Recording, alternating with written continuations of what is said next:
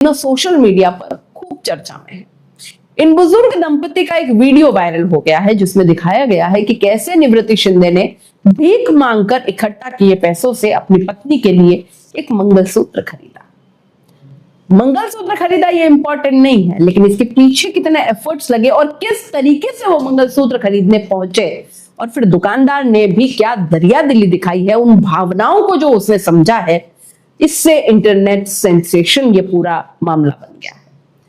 निवृत्ति शिंदे बताते हैं कि मैं पिछले 15 वर्षों से अपनी पत्नी से कह रहा था कि मैं तुम्हारे लिए सोने का गहना खरीदूंगा, लेकिन कभी पैसे नहीं जुटा पाया। इस बार मैंने ठान लिया और करीब 1 महीने तक मेहनत कर 1100 रुपए इकट्ठा किए। ये बुजुर्ग दंपति मंगलसूत्र खरीदने ज्वेलरी की दुकान पर पहुंचे तो वहां के मालिक ने उनकी कहानी सुनकर खुद ही भावुक हो गए। उन्होंने ये मंगलसूत्र उन्हें मात्र 20 रुपए में दे दिया।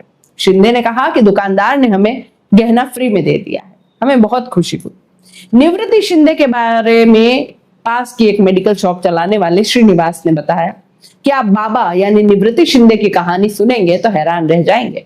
वो हर दिन गजानन महाराज मंदिर के बाहर और ट्रैफिक सिग्नल पर भीख मांगते हैं, कभी धूप में कभी बारिश में भी खड़े रहते हैं।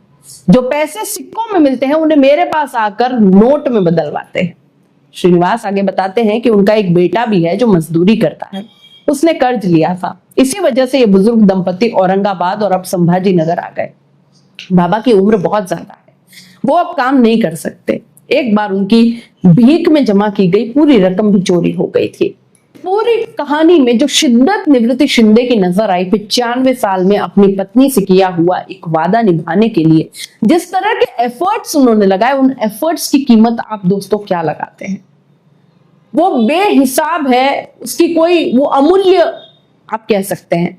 आज के जमाने में या कोई वादे को निभाने के लिए इतनी शिद्दत से कोई कोशिश आपको नजर आती है क्या?